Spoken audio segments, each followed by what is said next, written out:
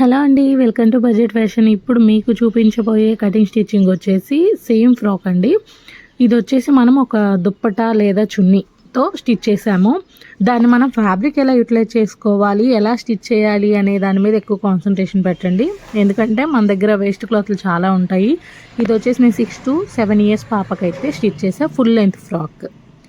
So దాని ప్రకారంగా ఇప్పుడు నేను మీకు చెప్తాను అనమాట కటింగ్ స్టిచ్చింగ్ ఎలాగో ఏంటి అనేది. చాలా సింపుల్ కాబట్టి యూజ్ అవుతుంది చాలామందికి. ఎలా ఫ్యాబ్రిక్ యూజ్ చేసుకోవాలి ఏంటి, ఎలా స్టిచ్ చేయాలి అనే దానికోసమని వీడియో అయితే పోస్ట్ చేస్తున్నా. స్కిప్ చేయకుండా ఎండింగ్ వరకు చూడండి. మ్యాక్సిమం మీకు యూజ్ అయ్యే కంటెంట్ మాత్రమే పెడతాను. ఇక్కడ నేను లైనింగ్ క్లాత్ వచ్చేసి క్రేప్ యూజ్ చేసే 2 meters, ఇంకంతే, వేరే ఫ్యాబ్రిక్ ఏం యూజ్ చేయలేదన్నమాట. ఫస్ట్ ఆఫ్ ఆల్ మన దుప్పటా లేదా చున్నీ తీసుకొని ఫోల్డింగ్ చేసి పెట్టుకున్నా. ఇప్పుడు బాటమ్ పార్ట్, ఫస్ట్ నేను బాటమ్ పార్ట్ కట్ చేస్తున్నానండి. మనకి టోటల్ లెంత్లో టాప్ పార్ట్ ఎంత కావాలో వదిలేసి రిమైనింగ్ బాటమ్ పార్ట్కి ఎక్స్ట్రా 1 లేదా 1.5 అనేది ఖర్చు పెట్టుకొని ఈ విధంగా మార్క్ చేసుకోవాలి. ఎలాగో బార్డర్ వచ్చింది కాబట్టి మనకి 1/2 inch ఖర్చు పెడితే సరిపోతుంది అనమాట. దీని ప్రకారంగా ఫస్ట్ కట్ చేసి పక్కన పెట్టుకోవాలి. ఇదేంటి అంటే దుప్పటా కాబట్టి మనకి పన్నా అనేది తక్కువ ఉంటుంది. టాప్ పార్ట్కి ఆ పైన ఉన్న మిగిలింది లెంత్ సరిపోదండి. అది కొంచెం మనం అడ్జస్ట్ చేసుకుంటూ స్టిచ్ చేయాలన్నమాట. సో నార్మల్ ఫ్రాక్ లాగే, కానీ ఈ అడ్జస్ట్మెంట్స్ ఎలా చేసుకోవాలి, ఎలా యూజ్ చేసుకోవాలి అనేది మెయిన్ మనకి ఇక్కడ. సేమ్ ఇలాగే నేను లైనింగ్ ఫ్యాబ్రిక్ కూడా తీసుకుంటున్నాను. ఇక్కడ మీరు చూసినట్లయితే లైనింగ్ ఫ్యాబ్రిక్కి మనకి టాప్ పార్ట్లో ఎక్కువ మిగిలింది. ఇదేంటంటే పన్నా ఎక్కువ ఉంటుంది కదా, దుప్పటాకు వచ్చేసి పన్నా ఎక్కువ ఇవ్వరు కదా మనకి, అదనమాట డిఫరెన్స్ రెండింటికి. ఇప్పుడే నేను 2 pieces ఫ్రంట్ పార్ట్కి బ్యాక్ పార్ట్కి బాటమ్ అనేది రెడీ చేసుకున్నా. నెక్స్ట్ వచ్చేసి ఇది టాప్ పార్ట్కి సరిపోతుందా లేదా అని చెక్ చేసుకుంటున్నాను. ఇక్కడ వచ్చేసి ఇది మనకి 10.5 వచ్చింది. యాక్చువల్లీ మనకి రెడీ లెంతే 10.5 కావాలి. అలాంటప్పుడు మనకు కావాల్సిన లెంత్ 11.5 అనమాట ఖర్చుతో కలిపి. అది మనకు సరిపోదు. సో నేను ఎలా యూజ్ చేసుకోవాలనేది చెప్తాను చూడండి. ఫస్ట్ ఆఫ్ ఆల్ ఫ్యాబ్రిక్ని నేను క్లిప్లో చూపించిన విధంగా ఫోల్డ్ చేసుకోండి. ఇలా ఫోల్డ్ చేసుకుంటే మనకి బ్యాక్ సైడ్ ఉక్సులు కాజాలు పెట్టాలన్నా, జిప్ అటాచ్ చేయాలన్నా మళ్ళీ ఎక్స్ట్రా పట్టీలు యాడ్ చేయకుండా డైరెక్ట్గా అయితే మనము స్టిచ్ చేయొచ్చు. ఒక 1 inch ఎక్స్ట్రా ఉండేలాగా పెట్టుకోవాలన్నమాట. షోల్డర్ వచ్చేసి ఇక్కడ నేను 5.5 inches తీసుకుంటున్నా. మీరు 5 inches కూడా తీసుకోవచ్చండి. నేను కొంచెం నెక్ అనేది వెడల్పుగా ఇద్దాం అనుకుంటున్నాను, అందుకని చెప్పేసి 5.5 తీసుకుంటున్నాను అనమాట. ఆర్మ్ డౌన్ వచ్చేసి జస్ట్ 5 inches తీసుకుంటున్నానండి. నెక్స్ట్ ఇక్కడ షోల్డర్ డౌన్ ఒక 1/2 inch దగ్గర మార్క్ పెట్టుకోండి. అక్కడి నుంచి ఆర్మ్ డౌన్ నేను 5 inches తీసుకున్నా. మనకి 5 inches యాక్చువల్లీ సరిపోతుంది షోల్డర్ కూడా, బట్ చెప్పాను కదా నేను నెక్ డీప్ ఇద్దామని ఎక్స్ట్రా అయితే తీసుకున్నాను. నెక్స్ట్ వచ్చేసి మనకి 24 size కావాలండి. అప్పుడు 6 inches మార్క్ చేస్తే సరిపోతుంది కదా, కానీ మనం 7 inches మార్క్ చేసుకోవాలి. ఎందుకంటే మనకి బాడీ ఫిట్ అంటే ఎగ్జాక్ట్ మెజర్మెంట్ తీసుకున్నప్పుడు మనకి సరిపోదండి, మనం కుట్టింది టైట్ అయిపోతుంది అనమాట. నెక్స్ట్ కింద ఒక 1 inch ఇట్లా కర్వ్ అనేది తీసాను. ఎప్పుడైనా సరే పెద్దవాళ్ళకైతే chest plus 3 inches divided by 4 చేయండి. చిన్న వాళ్ళకైతే ఒక 1 inch ఎక్స్ట్రా తీసుకోండి, సరిపోతుంది. నెక్స్ట్ వచ్చేసి ఫ్రంట్ నెక్ నేను 3.5 inches అయితే తీసుకుంటున్నా, అండ్ బ్యాక్ నెక్ వచ్చేసి 2.5 inches తీసుకుంటున్నాను. మనం ఫ్రంట్ నెక్ డీప్ తీసుకున్న బ్యాక్ నెక్ కొంచెం హైలో పెట్టుకుంటే బాగుంటుంది పిల్లలకి. ఈ విధంగా అయితే మార్క్ చేసేసానండి. సేమ్ ఇదే విధంగా మనం కట్ చేసేసుకుందాము. ఫ్రంట్ బ్యాక్ కలిపి ఒకేసారి కట్ చేస్తున్నాను. తర్వాత ఫ్రంట్ పార్ట్ సపరేట్గా మనం కట్ చేసుకోవాలన్నమాట. ఇలా సపరేట్ చేసుకొని నెక్ అండ్ ఆర్మ్ రౌండ్ రెండు కూడా కట్ చేసేసుకున్నాను ఫ్రంట్ పార్ట్కి.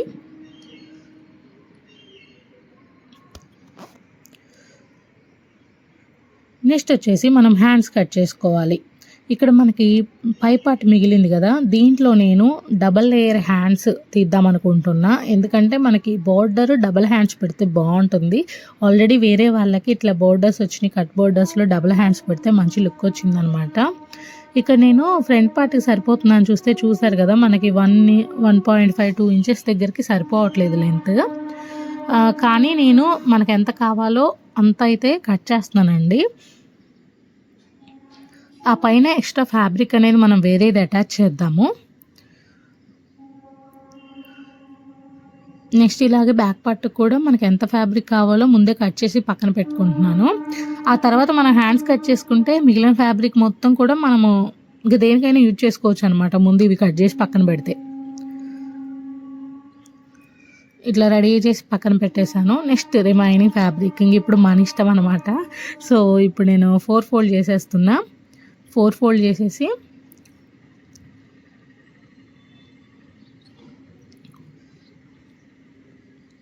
హ్యాండ్ లెంత్ వచ్చేసి నేను ఇక్కడ 4 ఇంచెస్ తీసుకుంటున్నా. డబుల్ హ్యాండ్స్ పెడుతున్నాను కాబట్టి కొంచెం పెద్ద హ్యాండ్సే తీసుకుంటున్నా. ఖర్చు పోతే మనకి 3.5 ఇంచెస్ వస్తుంది. అలాగే 2 ఇంచెస్ దగ్గర డౌన్ మార్క్ చేసా. Arm round 5.5 plus extra 2, 5.5 extra 2 mark చేశాను.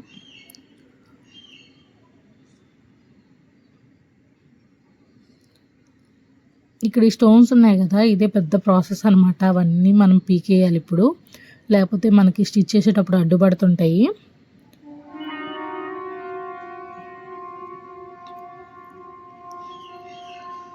దీనికైతే నేను ఇంకా ఫ్రంట్ లోతు తీయలేదండి. ఎందుకంటే మళ్ళీ ఇంకో బార్డర్ వస్తుంది కదా, ఆ బార్డర్కి లోతు తీయడానికి కష్టమైపోయిద్ది అనమాట. పిల్లలకి ఫ్రంట్ లోతు తీయకపోయినా బాగానే ఉంటుంది. ఆల్రెడీ నేను టాప్ పార్ట్కి ఫ్రంట్ పార్ట్కి తీసేసాను కదా, ఇక్కడ హ్యాండ్స్కి అయితే తీయట్లేదు. నెక్స్ట్ ఇప్పుడు సెకండ్ లేయర్ కోసం హ్యాండ్స్ అనేవి కట్ చేస్తున్నా. ఫస్ట్ లేయర్ కంటే హ్యాండ్స్ కొంచెం చిన్నగా ఉండాలి కదా మనకి. నేనైతే ప్రస్తుతానికి ఉజ్జాయింపుగా కట్ చేస్తున్నా. తర్వాత స్టిచ్ చేసేటప్పుడు అరేంజ్ చేసుకొని నీట్గా మనము స్టిచ్ చేయొచ్చు. ఈ విధంగా పెట్టేసుకోవాలి మనం. ఈ విధంగా పెట్టేసుకొని పైన ఒక స్టిచ్ వేసుకుంటే సరిపోతుంది అనమాట. మనకు కావాల్సినట్టు అరేంజ్ చేసుకొని ఇట్లా వస్తుంది మనకి హ్యాండ్. బాగుంది కదా. ఇక్కడ చూడండి, నేనైతే దాంట్లో మనకి కొంచెం మెరూన్ ఆరెంజ్ షేడ్స్ అనేవి ఉన్నాయి.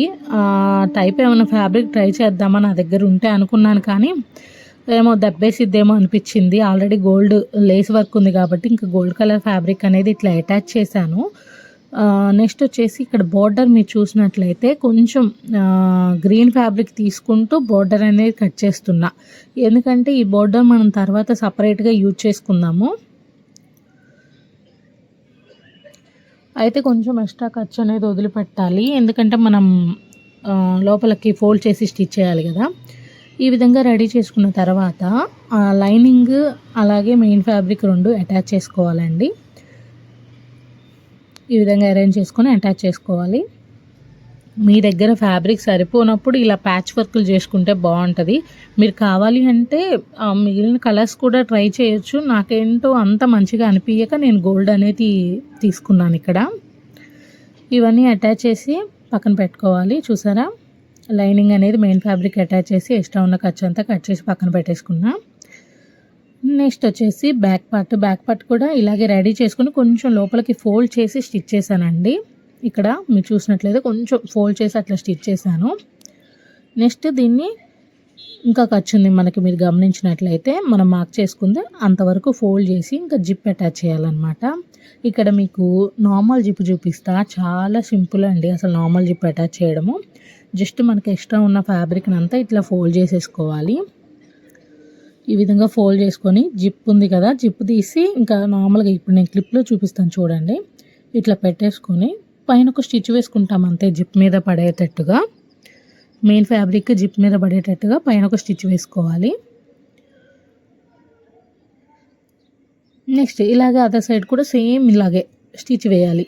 నెక్స్ట్ షోల్డర్స్ అనేవి జాయిన్ చేసుకోవాలి, అలాగే హ్యాండ్స్ కూడా జాయిన్ చేసుకోవాలి. ఇవన్నీ ఇంకా నార్మల్గానే కాబట్టి నేనేం చూపించట్లేదు మీకు. చూసారు కదా, నేను జిప్ అటాచ్ చేశాను, షోల్డర్స్ జాయిన్ చేశాను, హ్యాండ్స్ కూడా జాయిన్ చేసేసాను. మనకైతే ఈ విధంగా వచ్చింది. నెక్స్ట్ నెక్ ఫినిషింగ్ ఇవ్వాలి కదా.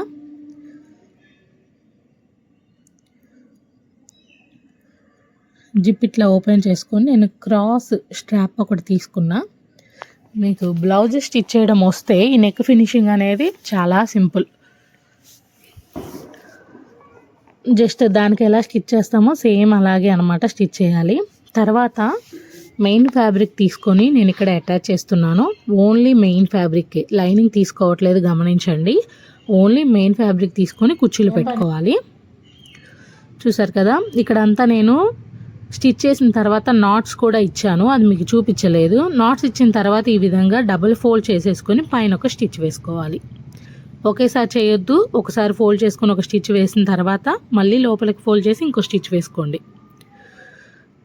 ఇలా అటాచ్ చేసుకున్నాం కదా, అప్పుడు ఫ్రంట్ మనకి ఇలా ఉంటుంది. ఇప్పుడు ఏం చేయాలి అంటే దీన్ని రివర్స్ చేయాలి. రివర్స్ చేసేసి ఇప్పుడు లైనింగ్ అనేది అటాచ్ చేయాలి. ఈ ప్రాసెస్ నా ప్రీవియస్ వీడియోస్ కనుక మీరు చూసుంటే మీకు ఖచ్చితంగా తెలుసు, ఎందుకంటే నేను ప్రతి దాంట్లో ఇదే ఫాలో అవుతున్నాను. నాకు ఈ టిప్ తెలిసిన దగ్గర నుంచి, ఎస్పెషల్లీ ఇలాంటి ఫ్యాబ్రిక్స్కి అనమాట. కాటన్ వాటికి మీరు నార్మల్గా స్టిచ్ చేసుకున్నా ఓకే, కానీ ఇలాంటి ఫ్యాబ్రిక్స్కి మాత్రం ఇలాగే స్టిచ్ చేస్తే సూపర్గా వస్తుంది ఫినిషింగ్ అనేది. నేను 2 sides lining main fabric attach చేసిన తర్వాత ఈ విధంగా ఉంది. ఇప్పుడు ఏం చేయాలి అంటే నేను ఫస్ట్ ఫ్రంట్ సైడ్ స్టిచ్ వేస్తున్నాను, తర్వాత దాన్ని లోపలికి ఫోల్డ్ చేసి స్టిచ్ వేసుకుంటా. లేదా మీరు లోపల సైడ్ అయినా నార్మల్గా అయినా స్టిచ్ వేయచ్చు, మీ ఇష్టము. ఈ వచ్చేసి బ్యాక్ స్ట్రాప్స్ రెడీ చేశాను. ఆ స్ట్రాప్స్ అనేవి ముందే అటాచ్ చేసుకోవాలి. మనం సైడ్ జాయింట్ చేసే దానికంటే ముందే ఈ స్ట్రిప్స్ అనేవి అటాచ్ చేసుకోవాలన్నమాట.